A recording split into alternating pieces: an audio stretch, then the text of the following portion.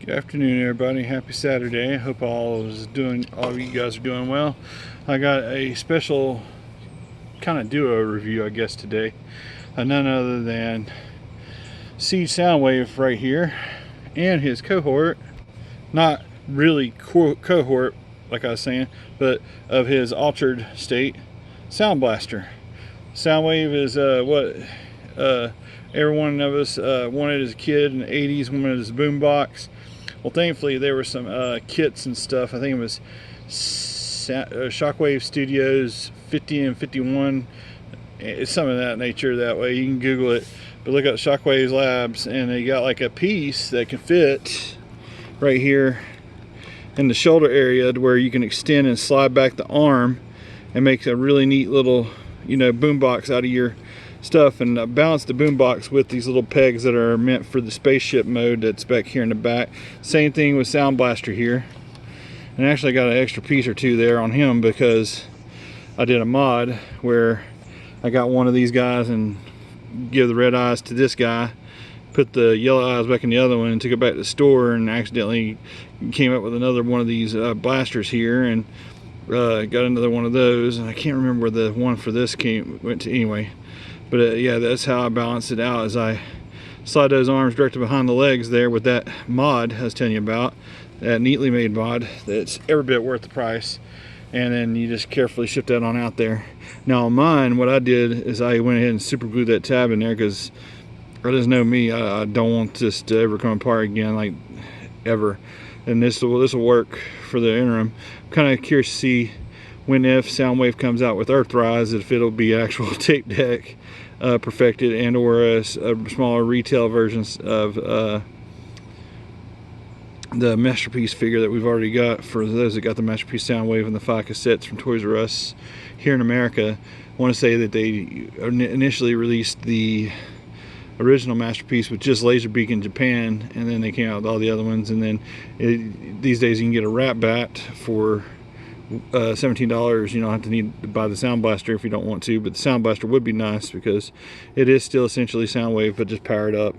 And with that power up comes an extra wide chest that can accommodate 2 tapes versus the 1 tape there on Soundwave. As you can see, it sticks out just a little bit, or I like to think that it's getting prepared to make some more Energon cubes, because that's exactly what Soundwave does. He makes the Energon cubes out of his chest there, for those that grew up with G1.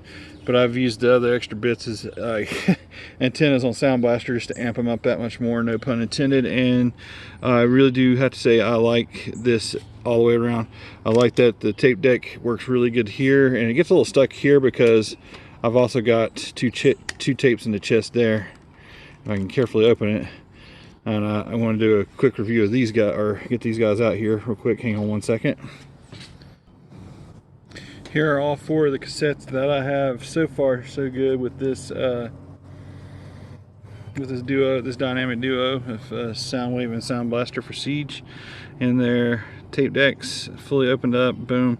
And I say Ravage is the weakest, next followed by Rumble there next.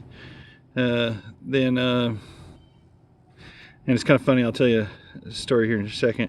The Laserbeak's next, but this is a very faithful rendition to the show when he was on Cybertron with the visor like it is, and then Rat Bat's the strongest of the crew. I really do love that Rat Bat, and that's usually how I'll have him posed, like in the robot mode as well.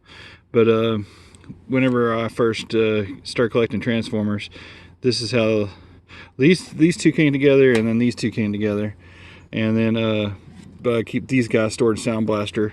And very first Christmas, 1984, that I collected Transformers, I got two mini bots that were Bumblebee and Brawn, and then I got a 1 pack of cassette tapes, and it was labeled as this was Frenzy and this was Ravage, and it's actually the other way around.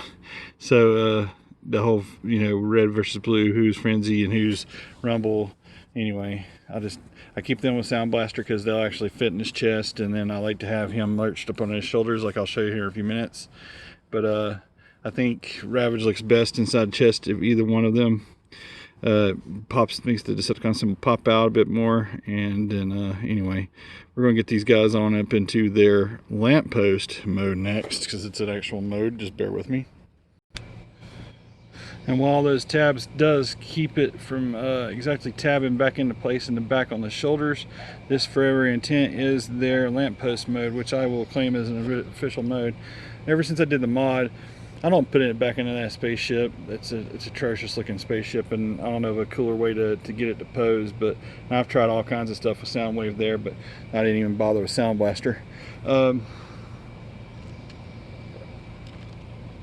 G1, he did transform really quick while Bumblebee and Wheeljack went screaming by on their way into Iacon. And these guys, well, none of the minions were out and about at that time, but I've only seen that in that very first episode.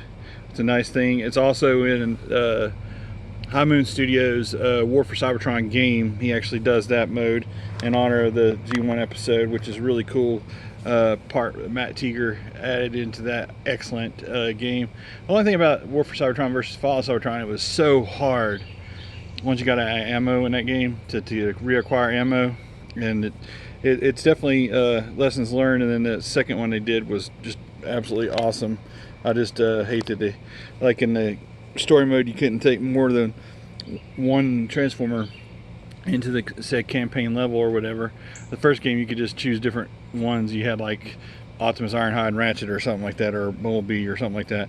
And then other levels you had Starscream, Thundercracker, Skywarp you could be, and each game had their pluses and their minuses and stuff. I just love to see some more of that action, or even better yet, now that I'm thinking about it, Transformers Devastation absolutely floored us when it came out a couple years ago for the PS4.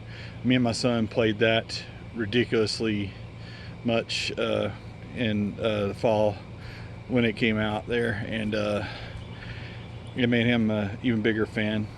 You had 5 Autobots that you could play with. You could play with Optimus, you could play Bumblebee, Wheeljack, good night, something my Grimlock, and Sideswipe. And what's funny, at the time of the game's release, everybody that you could play with, we had them in masterpiece form as well. So we made that association there. It's like, okay, so maybe they're just doing masterpiece. I'd like to see a bigger game with all the masterpieces that are out to date, and or have some massively multiplayer online play like War for Cybertron and Fall of Cybertron had. Fall of Cybertron was one of the ones on the PS3 I completed outside the Batman series at 100%, and the 2 Uncharted 1 and 2.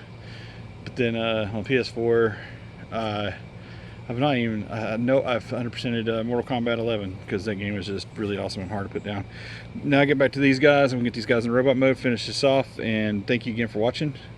Please smash that like button below, subscribe to my channel over here, and make sure to hit that bell to set it to all so you get all notifications. One moment, please. And here is where I feel the boys really do shine with their eyes, especially, no pun intended. They really have great light piping. Even if you had the yellow eyes, I just think the red eyes fits him better.